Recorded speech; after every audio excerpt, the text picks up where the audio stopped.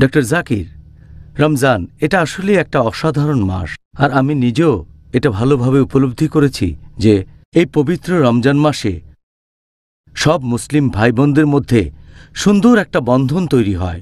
এই রমজান তার ভ্রাতৃত্ববোধ সম্পর্কে বিশেষ কিছু কি বলা হয়েছে?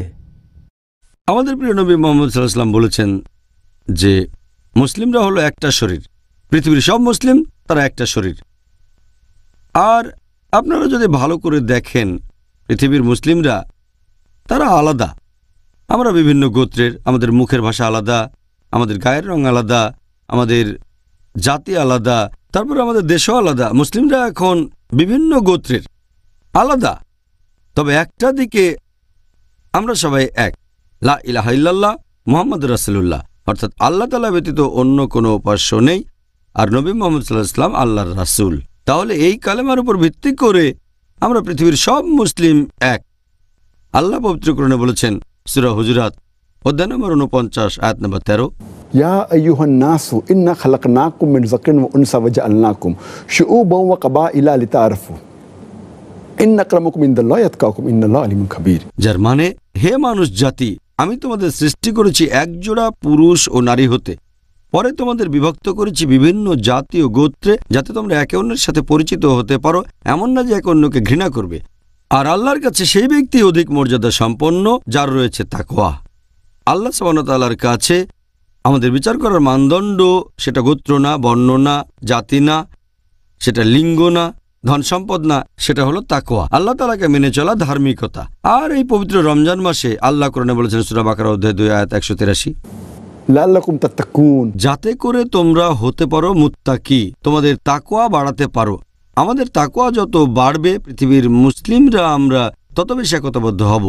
আমরা তো একটাই জাতি, গোত্র বা বর্ণ আমাদের আলাদা করতে পারে না, আমরা এক জাতি। আর এই পবিত্র রমজান মাসে আমাদের তাকওয়া বেড়ে যায়, আমাদের একতা বেড়ে যায়। আর এই একতার সবচেয়ে বড় উদাহরণ আমরা দেখেছি নবী সাল্লাল্লাহু আলাইহি ওয়াসাল্লামের সময়। সাহাবীগণ তখন বিভিন্ন দেশ থেকে আসতেন, গায়ের রং আলাদা, জাতি আলাদা। উদাহরণ হিসেবে হযরত আবু বকর রাদিয়াল্লাহু আনহু, তিনি ছিলেন কুরাইশ। এরপর হযরত বিলাল রাদিয়াল্লাহু আনহুর কথা বলা যায়, তিনি এসেছিলেন ইথিওপিয়া থেকে, ইথিওপিয়ান। তারপর হযরত শুআইব রাদিয়াল্লাহু আনহু, তিনি ছিলেন রোমান। তারপর আরেকজন সাহাবী সালমান ফার্সি রাদিয়াল্লাহু আনহু ছিলেন পারস্য দেশের। তাহলে তারা ছিলেন বিভিন্ন দেশের আলাদা জাতি, গায়ের রং আলাদা।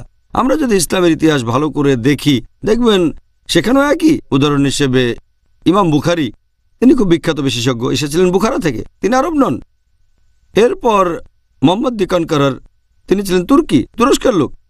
এরপরে আরও আছেন সালাদিন আইয়ুবী, তিনি ছিলেন কুর্দি।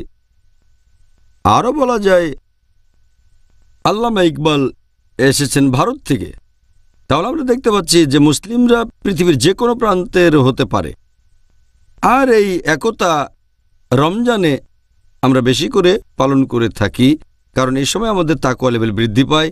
আমাদের নবী মুহাম্মদ সাল্লাল্লাহু আলাইহি সাল্লাম বলেছেন, এটা আছে সহিহ বুখারীতে খণ্ড নম্বর 1 হাদিস নম্বর 468, নবী মুহাম্মদ সাল্লাল্লাহু আলাইহি সাল্লাম বলেছেন, একজন বিশ্বাসী মুসলিম, একজন মুমিন আরেকজন মুসলিমের কাছে দেয়ালে বসানো ইটের মতো, এই কথা বলে এইভাবে হাত চাপ।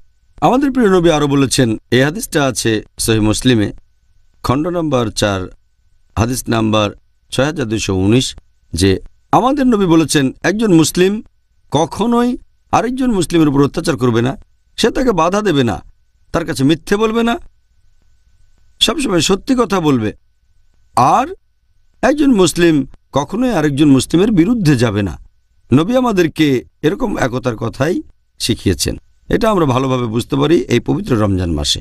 জাযাকাল্লাহ খায়ের।